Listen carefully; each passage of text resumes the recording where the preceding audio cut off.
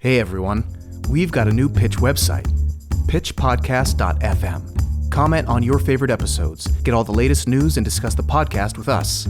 Pitchpodcast.fm. If you become a subscriber, you'll be able to access real pitches and ad-free episodes, watch member-only live streams starring us, your hosts, and ask questions we'll answer in future Pitch episodes.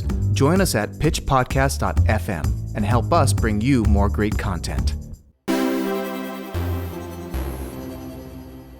Hi, my name is Leah St. Marie. And I'm Angel. And welcome to season 2 of Pitch. Today we have a special guest. I'm going to do a quick intro.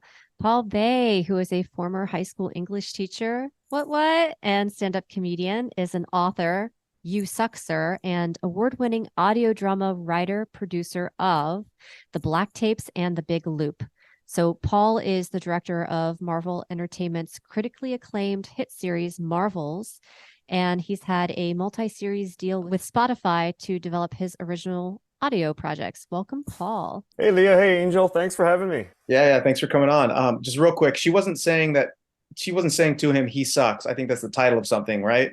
Yes. Yeah, I was going to joke about that, saying, Yeah. and he's an author, but you suck, sir.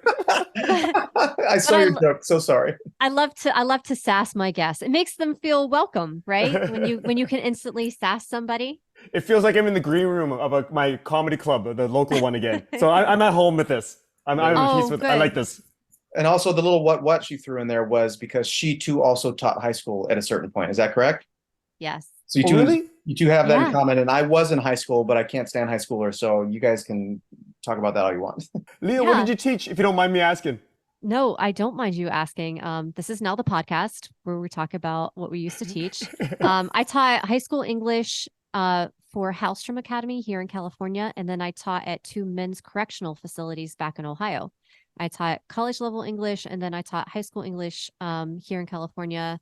Just everything: AP, creative writing, regular classes. Fantastic. Yeah, and what did you then teach in high school? What were your specialties? It was English Lit, a gifted program, and a special needs program. I've taught the whole thing. I took courses in special needs because my principal told me it's a good way to keep my job in the early start of my career. True. And then I did it, and then I sort of fell in love with it. So I ended up at that end of my career, the last 2 years was teaching the special needs program instead of English. I just enjoyed it a lot more. I love that. So the students I taught, there were 3 of them because it was a private high school. Some were industry people or kids in the Olympics, and they had to have extended time away from school that regular school didn't allow for. Or they were developmentally challenged, or they had been so badly bullied at their previous school that they came to our school. So I love what you taught and agree with it. Yeah, a lot of my kids were on the other end of that. They were the bullies. So they put them in my class because if they were kicked out of too many classes and they were a bit of, how do you say this? The principal knew me. So some of these kids ended up in my class as a last resort. Like if they don't get along with Mr. Bae, well, then they're not going to get along with anybody here. So before they got sent to an even more serious, a strict program, they were given 1 month in mine to see if I could do anything with them. Wow. Now you have a background in stand-up comedy, right? Mm-hmm. Is that honed in part before these classes, because of these classes, or as a result of these classes? I did teaching in two 6-year blocks. The first year was 7 years, the next one 5. So I did special needs in the first part, but I was already, how do you say this? I was already sort of like thinking about stand-up comedy during that time, and I started doing stand-up comedy in the latter years of the first half of my teaching career. When I came back, I had left comedy and took up teaching for 5 years. So it's sort of in the middle. It's sort of like woven all together. There's no strict lines of when I did this or that. Well, let me ask you, what do you take from teaching and being in front of a classroom and having to deal with bullies, quote unquote, because bullies are just traumatized children. Yeah. And what do you take from teaching that you bring into your writing? This is something I never thought I would need for writing, listening. Like when you're writing as a young person, you think, oh, I don't need to listen. I need to listen to my inner voice. Yes. And, listen to maybe patterns of speech or listen to people's stories. But when it came to teaching, from the outside, see some of the kids, some of them came from a correctional program and you think, wow, these are scary kids. But then when you get to know them, you can't help but just dive into, like, I see how their mothers see them as the little 3-year-old boy. I started to see that kind of thing. I'm like, okay, I even though he's 6'3" and can pulverize me if he wanted to, I still see the 3-year-old boy. I'm like, oh, I could see that now. And it's from listening to narratives woven by himself about himself. Like, so students will come into the class and tell you a story about themselves, and they go, I'm like this because of this. But they're often wrong. like that's how they felt it, but they're often leaving out a lot of stuff. And to sort of sharpen the way they want to interact with the world. So they want to be like, I want you to know I'm tough, Mr. Bae. I want you to know you can't hurt me. And so they'll weave this narrative, but I will talk to their mother, I'll talk to their father, I'll talk to the siblings, I'll talk to, former teachers, and realize, oh, there's a lot more to this tapestry. And, so it's listening to all of that, informing. And again, it is only my narrative now. I'm just adding my narrative on top of his narrative. But to be honest, I did a lot of work in helping them figure out their story, the way they want to tell it, and maybe the way they should tell it to progress. You were helping them pitch themselves. Yes, exactly. So my first question, I listened to a couple of your previous interviews that you've given, and you're so wonderful to talk with on all of these interviews. You're like a genuinely kind person. Like, we don't know each other. We follow each other on social media. We've never met before. You've agreed to do this podcast. And something that you said in your interview that speaks to that is the staying power, like, have them like you. So in a pitch, when you're pitching, that's something that you go in knowing. And I wondered if you can tell our audience a little bit about what that means and how they can execute that.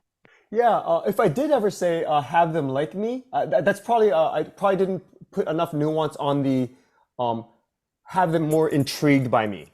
Like, because in my early days, I had a problem with wanting to be liked, wanting to please people, and that's something I battled with in my late 20s until I got divorced. If you ever, to everyone out there listening, if you've ever been through a divorce, after the divorce, you're like, screw that. I don't give a crap.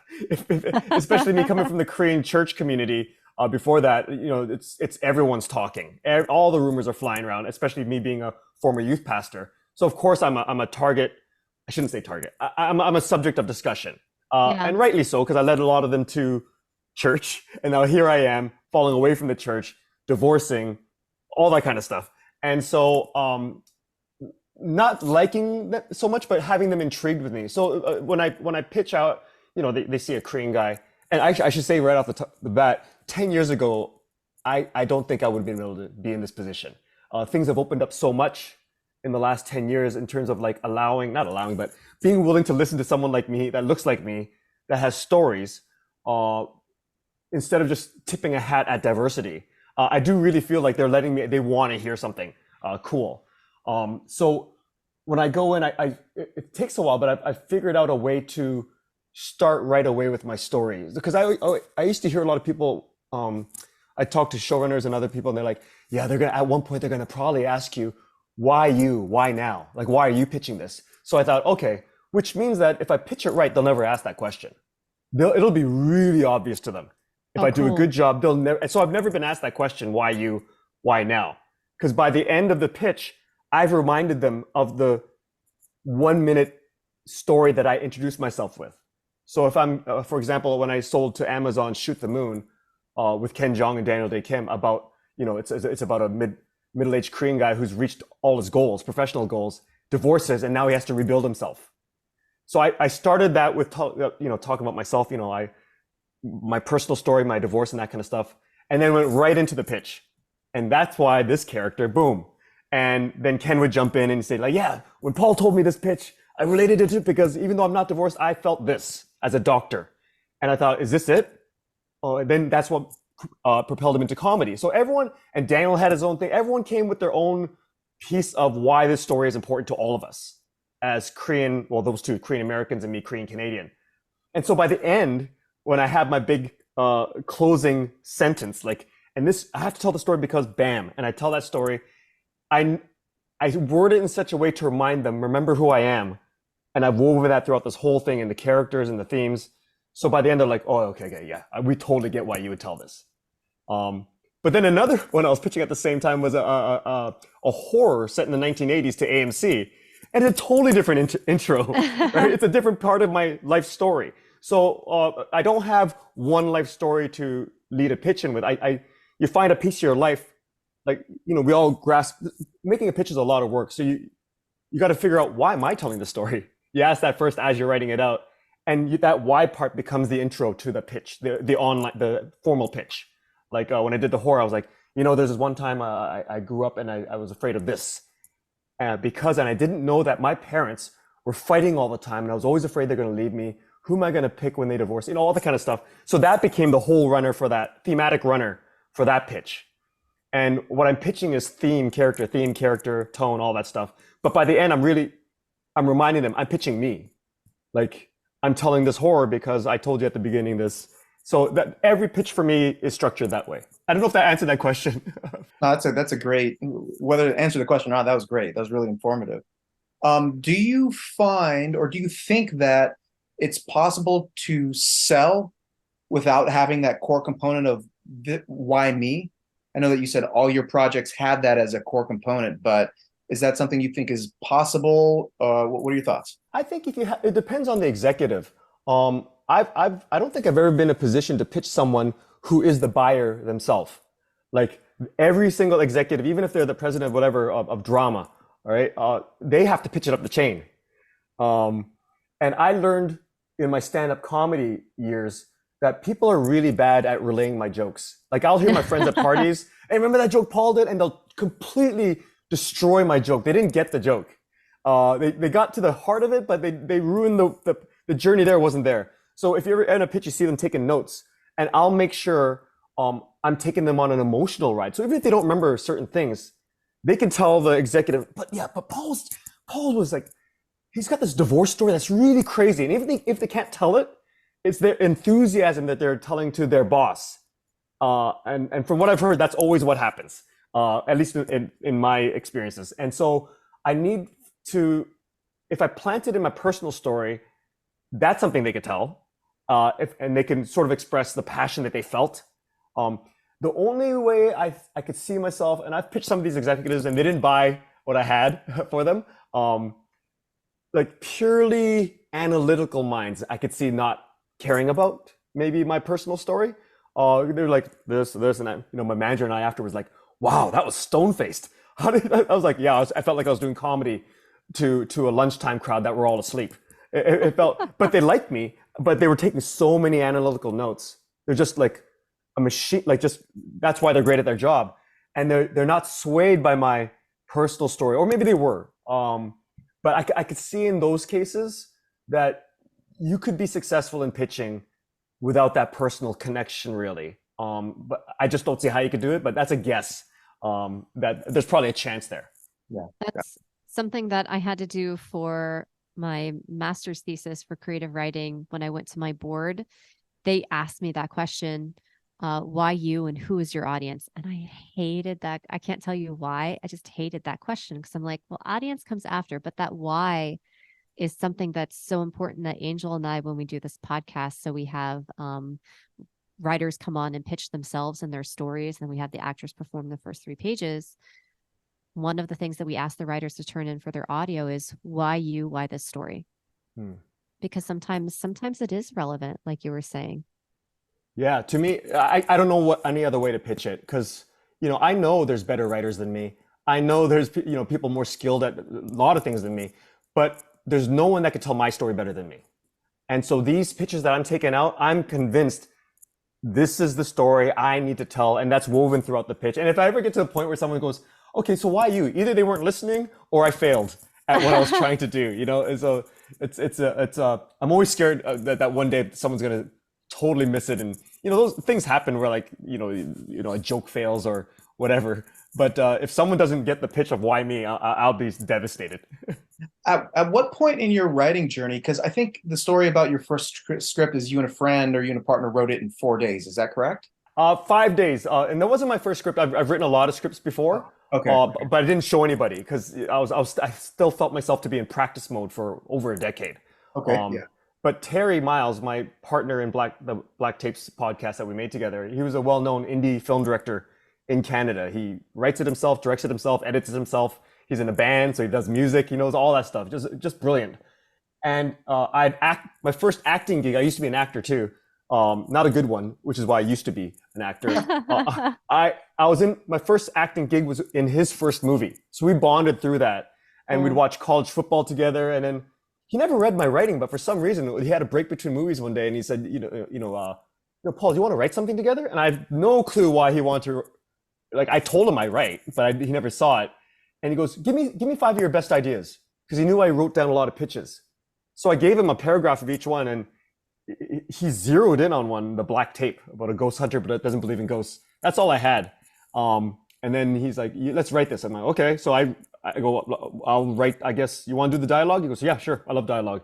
So I wrote out in 3 days, from Thursday to Saturday, I wrote out basically the beats of the story, the whole description with no dialogue. It's basically a script without dialogue. Then I handed off to him, and he finished the dialogue in 2 days. And he came up with a killer ending, because I wasn't happy with my ending. I just put in brackets, needs better ending. Can you think of one? And he came up with a way better ending. And that's the draft we gave to his agent. We didn't do a second draft, which explains why it didn't go anywhere. We should have probably worked on it some more. Hilarious. Yeah, but that was our first experience. I realized, wow, we both write fast.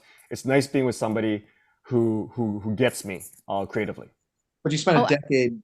Sorry, Leah. You spent a decade honing your craft up until that point, writing wise, right? Yeah, more than a decade. It's in terms of screenplays. So when I started in, I can't remember when I was writing a lot of short stories before then, in early 20s.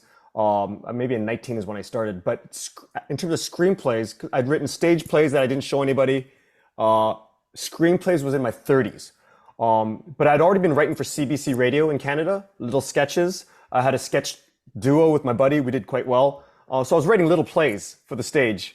In terms of screenplays, from what I'd read of other people's experiences online, I knew that I would probably suck the first few times. I'm not anyone special. No one's ever told me I'm a gifted screenwriter. So I'm like, okay, well, the first maybe half dozen are going to suck. So I wrote like maybe 3 or 5 without showing anybody. And I could see it getting better.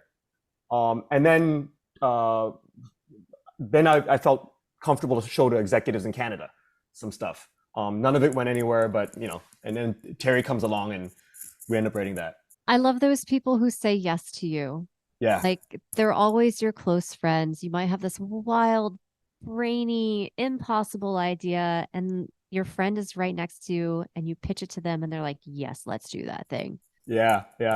Terry, this table I'm at, we'd write the Black Tapes podcast together, and our job was to scare each other. And whenever one of us would say something scary, our eyes would lit up and just leap across the table and high five. And so when we moved to LA, my wife, she's like, when we're still doing the third season of Black Tapes together, she's like, is it weird not high-fiving him as you write this thing? I'm like, yeah, I'm a Gen X guy. I like high-fiving people. I like pumping them up, and he's not here. I just have to text him and go, hey, woohoo. It's not the same. It's not the same. Were you aware that pitching was an integral part of the screenwriting process? Not at all. So what was that like for you, going from like, I can write, I'm having fun writing, to wait a second, now I have to do something completely different to sell this writing? What was that like for you? Because I know what it was like for me, and a lot of people are like thrown by it. It was intimidating, because I'll tell you the first one. I think I've only told it once on another podcast, this experience. So I was down in, I had a manager by this point. We're trying to shop around the Black Tapes as a TV series. This is our second showrunner on board. It's a new iteration of it. And I flew down to LA so we could beat out the pitch and just do the pitch. While I'm there, an executive from NBC Universal reached out to me about my other podcast, The Big Loop. And they said, can we talk to you about The Big Loop? I'm like, yeah, sure. I'll be there on this date. I'm working on a pitch for the Black. They go, okay, great.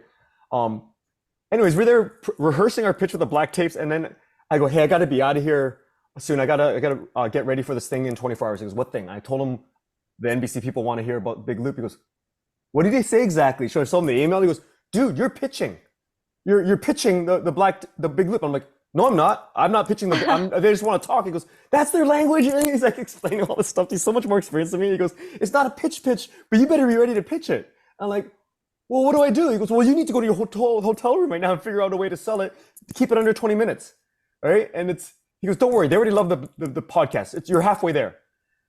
I was so inexperienced because we still hadn't finished the Black Tapes pitch yet. And Matthew, the showrunner, was in charge of pitching. I was going to be the Q&A guy. Terry was away off at Comic-Con, so he wasn't involved in that part. So I go back to my hotel room and I'm like, oh, I don't know what to do. It's an anthology. I don't know how to pitch this thing. So I show up at the Alex Sepil. I can say his name because I joke about it. He was involved with Mr. Robot and all that kind of stuff. Great executive. I show up there with his other executives. Oh, this is really embarrassing. So I show up and I have my iPhone out. I start playing music. I go, imagine this. So we're in a small office. And Jessica Murphy, she's the one who found me, and I can see them smiling, and I go, and the spooky music, I'm like, black hair out of a pool, and I'm talking like this, and at the end of it, I go, and that's the intro. The way I see it, and I started talking, and they go, okay, good, and then a month later, they called me when I was walking. They go, yeah, you got it. We want to buy it off you, and so I thought that's how you do it. But what I found out afterwards, when I did the Black Tapes pitch, is nothing like what I'd done, and I told Matthew, the show, and I'm like, so here's what I did with the Big Loop. And he goes, oh my God, you're so lucky they bought it. That is so cheesy. I'm like, I know it's cheesy.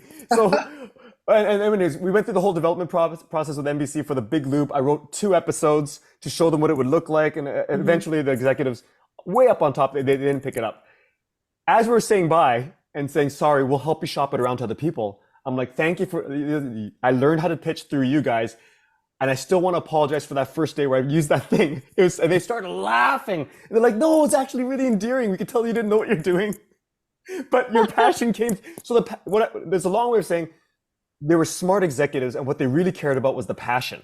And they saw me trying it, even though I would never do that again. I would never recommend anybody do that.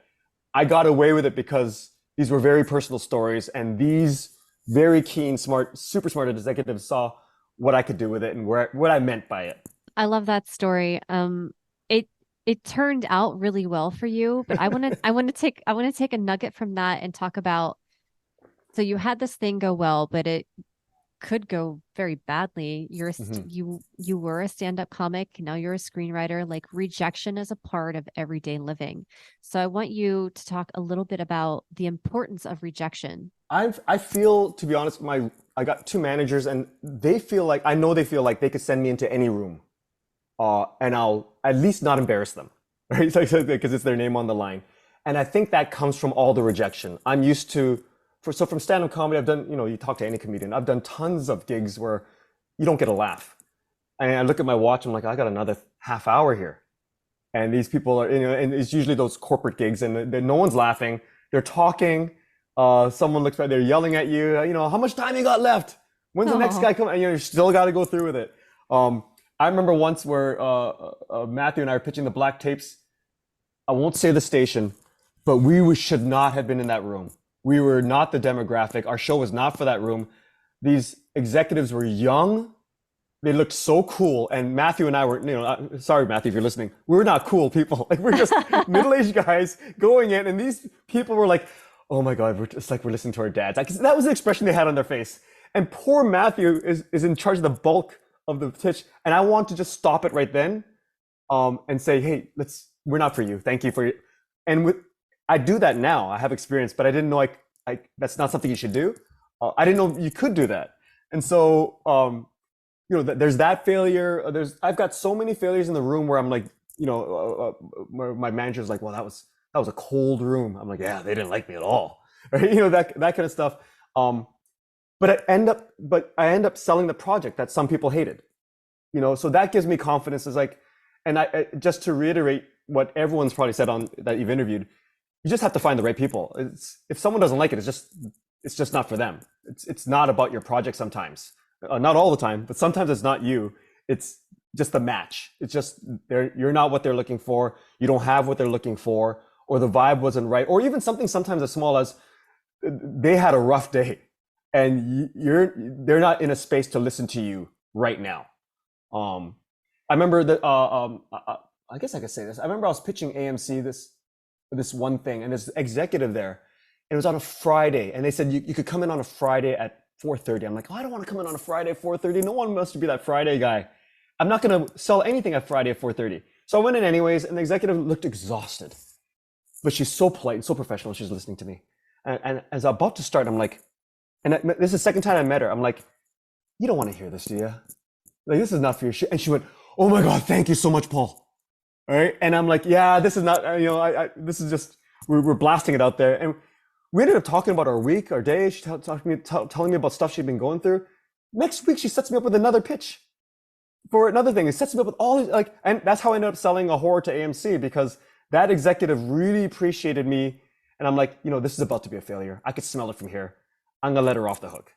And that failure ended up providing the foundation for our relationship because of the way I handled it. And it's not a failure on her part as an executive being exhausted. She's just human. It's not a failure of my project not being good. It wasn't the match at that time. That's the best twist story I've ever heard. Yeah, it was a great feeling. It really speaks to something that I think beginners and people like early on in their experience struggle with, which is like networking, and what really is kind of the glue that, or the I guess the grease that makes the industry work, is it's not just your connections to people, but it's kind of your empathetic attunement to the people you're sitting across from, to know, hey, this is a good fit, this is a good partnership, and also you are a human being who has stuff going on, and I recognize that. Let's just both acknowledge that without trying to force projects or like connections through, right? There's like a human element that sometimes people don't factor into, and it sounds like you've had a lot of success acknowledging the human element in the room even. That's what I meant by at the beginning when I said listening is a skill I didn't think I'd have to use in screenwriting. Like, listening turns out to be the most powerful, in terms of selling the idea, the most powerful selling tool. Especially when I'm pitching on a Zoom or in the room, I can look at people and like, oh, they're not digging this. Okay, jettison that real quick, move on to the next thing. Plot point, or stop listing. Like, I've done more things where I have 6 characters I have to introduce. I could tell they're not into it. I'm like, okay, I'm only going to introduce 1, and it did really well. I got to the next phase, but just getting ready to, like, reading their body language, recognizing what time it is in the day, all those things. I think really came in handy. Where do you think you developed that skill, or did you always have the ability to read the room? Teaching. Okay. But I think I became I was a pretty good teacher out of the gate at the beginning, because just growing up, I'll be honest, and I think a lot of either, if you're visibly different in some way than the norm, you end up a bit more attuned to what's going on in a room. In Korea, we call it nunchi. One of the most highly prized social skills in Korean society is called nunchi, the ability to walk into a room and read the temperature and realize, what is my place in this room? How do I fit into this room? I remember I had a buddy, and he was really funny. I thought he was hilarious, but he'd walk into the kitchen and say, hi, Mrs. Bae, when we were grade 8. And then after he leaves, I remember one time she goes, God, I hate this kid. I'm like, what? Why didn't I like him? She goes, he's got zero nunchi. Didn't he see how busy I was? Didn't he see, I go, oh, okay. And so, that if you watch Korean dramas and stuff, it's all about, like, if you watch reality shows, they're like, you'll see all the young people walking together and meeting each other, and they're like, shall we talk casually instead of honorifically? And they'll ask each other the permission to do that, because we haven't figured out the temperature of the room yet. So let's all together agree to how informal this should be. All this with interpersonal interaction plays into it a lot. And I think, I've got this one black friend who's a director, and he tells me, because he's got the same thing, he's got really good nunchi. And he goes, dude, I grew up in an all-white high school. When I walk into a room, I know exactly where I'm supposed to be and what I should not do. I have to be careful. But it helps me in the pitch. All right. And I think that's me too. Growing up in Mississauga, one of the only Asians in that village, that neighborhood in Mississauga, I had to be attuned. I say the wrong thing, I'm getting apples thrown at my head. What a fascinating and helpful phenomenon. It's a cultural thing, right? It's a individual difference to the predominant culture, but you're saying in the Korean culture, this is a known phenomenon that people acknowledge and operate from socially. Yeah. What a fascinating thing that is not a big part of the American lexicon sociologically. Like, we have to tell people, hey, you got to read the room, you have to know your audience, and people go, what does that mean? You know, we have to like figure out what that means. And you've been operating from that, sounds like, you know, from a very young age because it's a cultural thing. What a cool thing. Yeah, I'll watch my parents do it. They walk into a room. I'm like, hey, like I remember this one time my dad got insulted by somebody at church. I didn't understand Korean well enough to understand it, but my friends were doing the play-by-play for me. They go, oh man, he just said this. And so I'm like watching and I'm like, oh, my dad's going to smack him. And then I see my dad bow and I'm like, why was he submissive like that? And then they all played out the politics of that. No, here's what's going on. I'm like, oh, okay. So he read it right. How great for your screenwriting. Yeah, to be able to do like all subtext. It's like CIA level shit going on. Yeah. And I'm not saying all Koreans have this. I'm just saying it's in the culture. And because I was sort of removed from our culture, like growing up in Canada, it was something I had to learn. It's not something it was not a culture I was born into and was comfortable with. My parents had to, my dad would smack me in the back of the head. Hey, show some nunchi. I'm like, oh, okay. Stop being the center of attention. No one wants that here. I'm like, oh, okay. So I wanna ask you if you want to answer this question, because it's a question that I've been asking myself a lot lately, which is, what seemed impossible at the start of your career that you now have realized, or that seems possible? Making a living from it. It seemed impossible, especially, the last maybe 6 years as rents everywhere seem to be going up and the cost of everything. All my goal was when I started screenwriting, I'm like, man, if I could make a living from writing, because I was getting really tired of touring. That's why I left comedy. It's just too hard on the body. That's my fault because I like drinking beer at every show. So it's just too hard. I'm not blaming anybody. But the road life wasn't for me. So I'm like, if I could just write at my desk, and I didn't know how collaborative screenwriting was at the time. I thought it was something like a novelist. You write, send it off, they send something back. I didn't know it was something that the collaboration pleasantly surprised me. I was like, wow, I love the teamwork part. But when I started screenwriting seriously, I'm like, I told my wife, I'm like, if I could figure out a way to make a living from this, that's my goal. I don't even need to see it. I just need to be paid for it. Now that I've sold a few and haven't got the green light, my goal now is I really do want to see it now. It turns out that's not enough for me, but that was a goal I didn't think would happen for me, to be honest. This is before Hollywood. The dreams were in my head before Hollywood started at least publicly saying they're into diversity. So that was I'm like, well, you know what? Even though I love Spielberg, I know I'll never be Spielberg. I'm never gonna reach even close to it. But if I can make a living out of it somehow, so that's a pleasant surprise that's happened. I took this creative writing workshop with Benjamin Percy, who's like my favorite modern writer. Yeah. He's so good.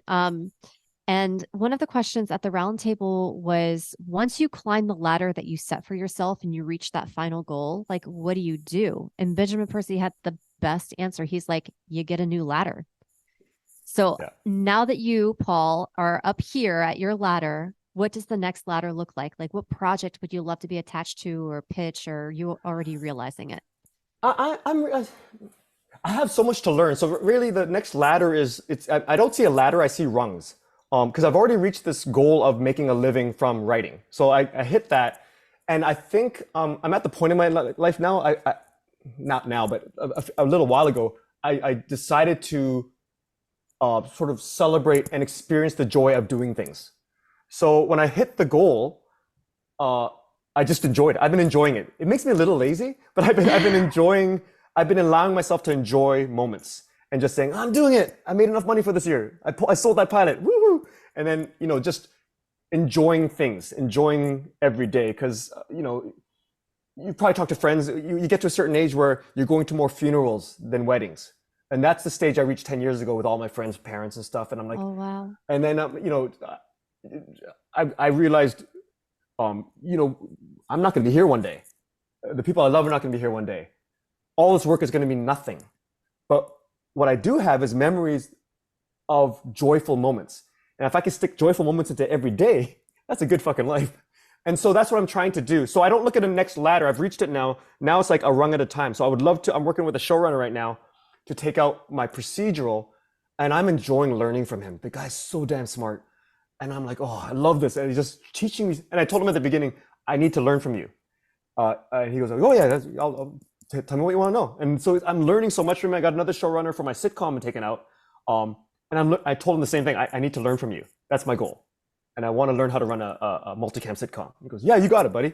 And then the way he's so like a surgeon, the way he's moving my sentences around, he's like, okay, move this joke to that word to the end, because you're actually leaving a hanger and the audience won't know when to laugh. And he goes, here's the rhythm. I'm like, God, I never even thought of this stuff on my own. So I'm really appreciating this next run of learning. I'm sure above that is getting something produced. But if that never happens, if I could continue making a living and learning all this stuff, because I always imagine, like, if my doctor told me next week I got cancer, I got 3 weeks left to live, I won't change anything. Like, I'm living the life I would want to have lived. I decided that after my divorce. I'm like, no more of this putting hope in the future. I'm gonna live for the moment. If a doctor tells me I got 3 weeks left, I want to look back and say, I wouldn't change a thing. That's a life. That thought led to a lot of debt, unfortunately. So I'm not recommending it. Thank God I got out of it, and now I'm in the place where I'm in the middle of that. I'm doing it. Why? Like, what if I lived past 3 weeks? I never thought of that before. How many surfboards did you buy?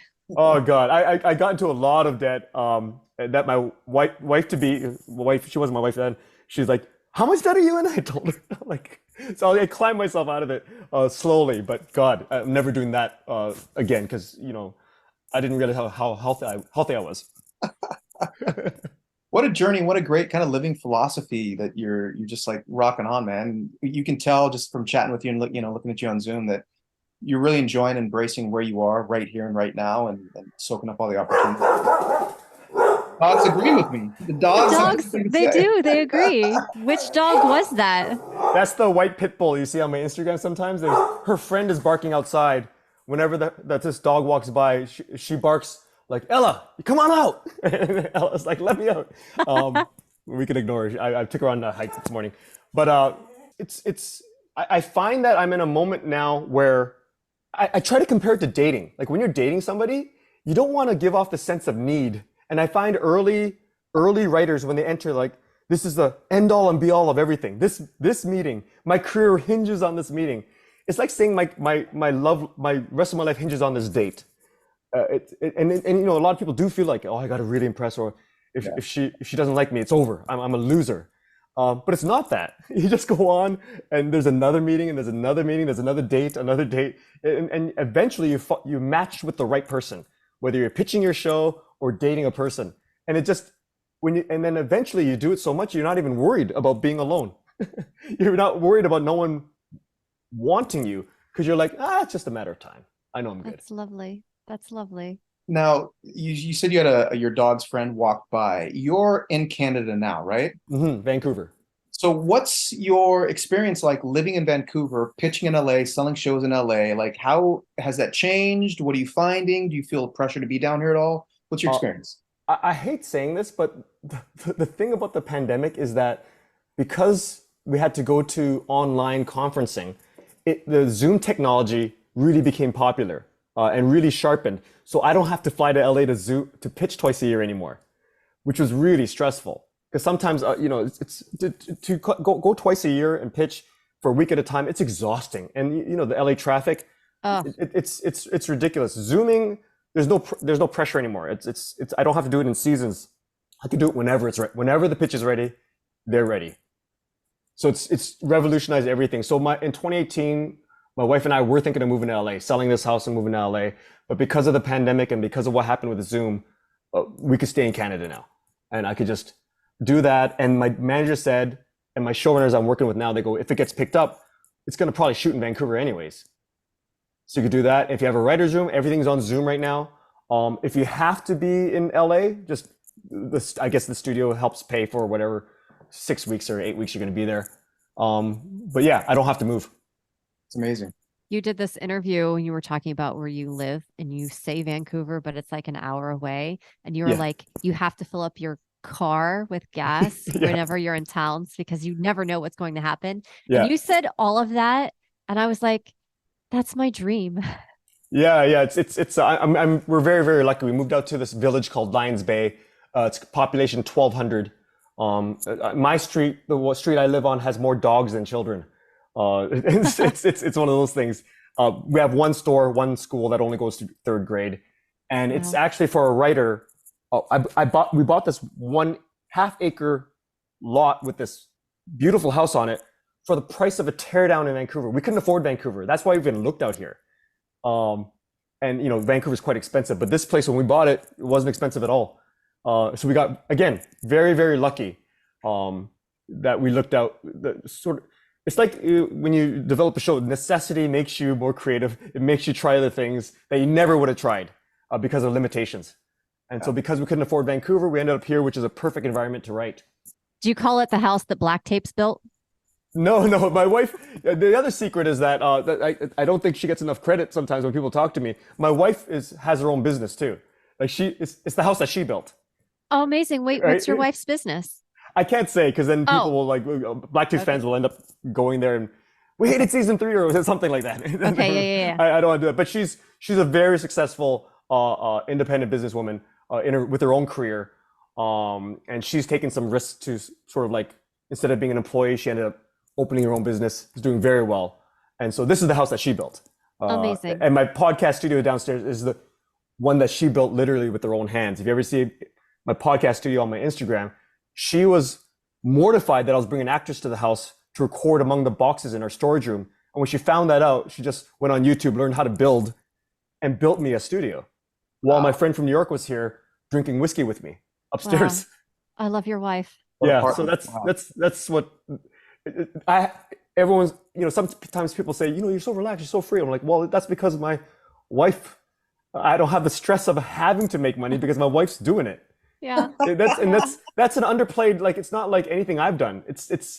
I'm grateful for it and I'll roll with that. That's what I bring. I bring gratefulness to what she's doing.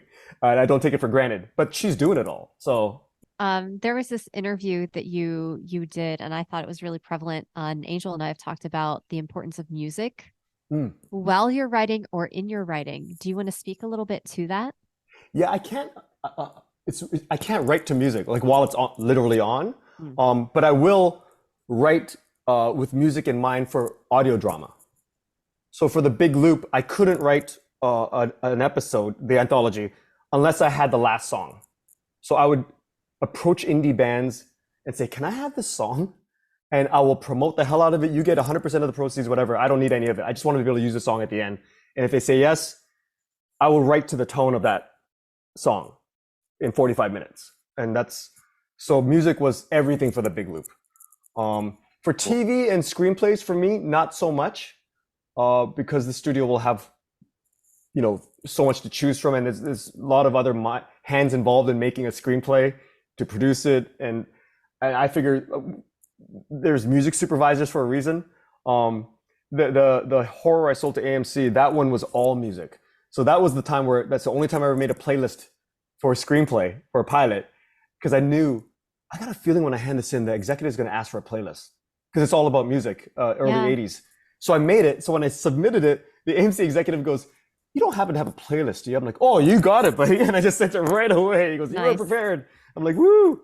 You just mentioned something kind of casually that I'm always curious about. And I don't think you're precious about your work, but you talked about how many different hands are kind of have a little bit of control over like features and whatnot compared to TV and whatnot, especially compared to a podcast, which you have a lot of control when you're doing the podcast. Are you just amiable to the process and you're not precious about stuff because you realize the opportunity, or are there things you fight for? Where do you fall on that spectrum? I don't have enough experience to have fought for anything on the TV side yet. So, and I trust a lot of the people that I'm lucky. Everyone I've been paired up with, I love. They've been great mentors to me. For example, when we did the Black Tapes and we wrote the pilot for NBC, I was following Matthew Arnold's lead. He'd go like, I love it. Just, do you mind if I change this? I'm like, yeah, go for it. And then I see his changes. I'm like, oh, that made it way better. And I just acknowledge, like, I'm not a genius. I'm good at writing. I'm good at selling. I know how to, but I have good ideas. I think that's my strength. So if someone wants to jump in and help me tell this story that I want to tell in a way that's much better than I could have done alone, which I'm sure a lot of people could do in terms of helping me out. I'm grateful for that. I know that's part of the process. In fact, it's something I expect for someone to jump in. Like when Big Loop happened and I sold it to NBC, Alex Sheffield, he goes, I I'm on the phone, I'm walking my dogs, and he goes, "We'll pick it up." I remember it was late June. I'm walking, I'm looking at the view of the ocean. I'm like, I'm feeling so grateful. He goes, "One condition, you have to show run." And I'm like, "No, I can't show run. I've never done anything on TV. No, I can't do that." And he goes, "Well, did you know how to do podcasting before you made the black tapes?" I'm like, "No, but I had people help me. I had a partner." He goes, "No, we'll surround you with people. Don't worry about that. You're going to end up being the showrunner if we do this." I'm like, "Oh, okay, I'll do it." And I call the managers in a panic. They go, no, they're going to get you a showrunner. They just mean eventually you have to agree to showrun. Because the Big Loop's quite particular without your voice. Anyways, but that's the only time I've been scared of. That's how much I expect collaboration. I'm expecting other people to join and help shape a story. I love that. As we're winding down, I only have 2 questions left. So this is a question that I learned from my journalism days that I love to ask and to be asked, which is, what question do you wish people would ask you? You know what? No one's ever asked me. Why do I write? So, Paul Bae, why do you write? Oh, crap. I shouldn't have asked that question. No, I write because it's fun. It's always been fun for me. I think storytelling for me has always been tied into security, entertainment, a sense of needing friends. Like everything has been wrapped around story for me. So since when we moved to Mississauga in 1971, I was 2 years old, one of the only Asian kids in that particular neighborhood. And I got called a lot of racist things growing up. I got into a lot of fights and stuff. But eventually I learned I'm not gonna win by fighting. That's out of the question. But I found that when I was funny, people stopped calling me names. And I found out when I was really funny and really engaging, and especially in grade 1 when I learned how to tell scary stories, people didn't just stop beating me up. People listened to me and put me at the center. And I'm like, ooh, that's a boost of an ego I didn't even know was possible. In grade 1, I remember I organized a haunted house in our crawl space. We lived in a little duplex, and I charged the neighborhood kids, like, I can't remember, 5 cents to come through and I told them all scary stories. It's haunted, you gotta be careful. There's a ghost here, and that was my early time telling stories, and they would come through. My brother would do all the work manually in the back. He's an artist now, a professional artist. So, of course I'm the creator, so I would get the 3 cents, he'd get 2 cents, even though he did all the work. And so, I learned then, the storytelling provides so many things for me. I get to be popular, I get to be safe, I get to a community formed around me. And then later on, I would learn, because they weren't personal stories, they were all just being funny or being scary. It's when I was an adult, I learned, it's a good way to also figure out my shit. So it's after my divorce in 1997 when I started taking storytelling. I thought I was taking it seriously already, but I learned how to tell my own stories. Like before then, I was telling stories about the Bible, stories about our place in the world, things removed from me. But later on, I realized, Jesus, that might be the reason I got into this trouble in the first place, this existential trouble, by telling other people's stories and not focusing on my own, and really focusing on how I fit in this world and being honest with myself instead of, for myself, following something that I suspected might be a mythology not meant for me, just because other people told me this is the way to do it. Yeah, I've recently reread a quote that sums up storytelling is like a manual for how to live. I like that. Stories are like advice on how to live life, and you have specific experiences unique to you that other people can consume and be like, I can live my life a little bit more easier now, with less suffering because of the insights I gained from this story. And that's really, in addition to being fun, I think, which writing is very much, but like storytelling specifically, it's like manuals on how to live life. Yeah, and I'm learning, the older I get, also, it depends who's telling the story. I remember I was at a podcast conference in Seattle. Hank Green had organized this and invited me down to do a seminar on something. And I told the story, and this young man comes up to me shaking. And he was like, "I didn't know you made the black tapes." I'm like, "Yeah, me and Terry." Yeah, he goes, and he's like, no, you have to listen to me. "I didn't know an Asian man made the black tapes. I'm obsessed with this." And he started crying. He goes, "This means the world to me." And I totally got where he's coming from. Because, when I was growing up, I look at the Brady Bunch. Well, maybe one day my family could be like them, but we'll never be them. I look at a lot of, what was in media at the time in the 70s and 80s and thought, I could approach that, but I'll never be that. It's impossible because I never saw it. You don't know it until you see someone who represents you or someone who looks like you doing something. And then when that kid said, I recognized, oh, that's what he needs to see. He needs someone like me. It's not like the Black Tapes is an original story or anything like that. A lot of people could have written that. But he suddenly realized I was telling that story and it meant the world to him. So story is not grounded just in the narrative, but in like the narrator is what I'm starting to open my eyes to. You Sorry, got one more question, right? I do have one more question, but I was doing what you said that you do, Paul, which is pausing to accept the thing with grace and experiencing the joy of the moment, because representation does matter. It's so very important and it's so very vital. And we are in a race to catch up with where we should have been. Yeah. Yeah. Hopefully we keep going that way. I feel like we're going backwards a little bit, but Yeah. I mean, that leads into my next question, which is, in order to not go backwards, please invest in Paul and his ideas. What do you have on the docket that's coming up for you that you can talk about? That I can talk about? I've got an audio horror coming out with Q Code, sometime next year, I think. So that's in the works. I'm closing a deal with another thing for another audio drama, a comedy. Actually, everything I can't talk about anything that's going on right now. Unfortunately, I hate this. That's what I hate about this business. Those He are has good 5 problems, great though. projects. That's like the best when you can't talk about a project. That's one of the best positions to be in. Yeah. But I suddenly find myself, this is the first season where, because I've got a horror 1 hour about to pitch. Like all of these are for January now. I thought we'd be pitching it right after the strike, but then everyone's like, I think all the buyers right now, from what I've heard, are like reassessing their needs and looking at each other, and waiting for the SAG strike to finish and wrap up, and so they could start hiring talent. But I think right now everyone's like, let's move it to January. So I've got the 1 hour horror ready to, we're fine tuning it and rehearsing it. We got the 1 hour procedural, which is a comedy adventure thing in the middle, and then I got a half-hour sitcom. And they're so disparate in their audience, and the same buyers though are being targeted. So I won't be pitching the same executives, but the same places.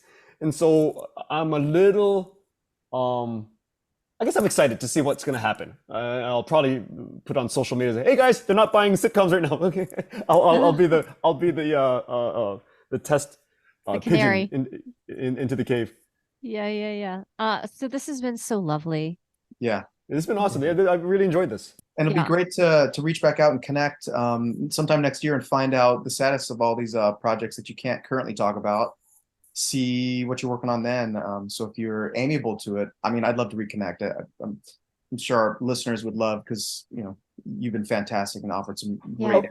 Of course, I'm hoping the next time we do this, in a year from now, I'm hoping you're going to ask me, Paul, how did you get this on screen? I'm hoping, like, how did you actually sell this and get a green light? I'm hoping that is our topic next year. Yes. Well, we will open with that question. The title of the episode will be the title of the thing that you got on screen. But of course, I'm telling you right now, I don't mind you asking me, Paul, how did you take out 3 things and not sell a single one? Because then we can talk about there's a lot to be learned from that too.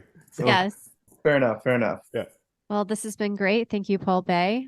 Thank you both. Thank you. Awesome. Thanks so much. Cheers from Hollywood. If you're on the fence about subscribing, know that a portion of all subscription fees go toward the nonprofit Young Storytellers, raising voices one story at a time.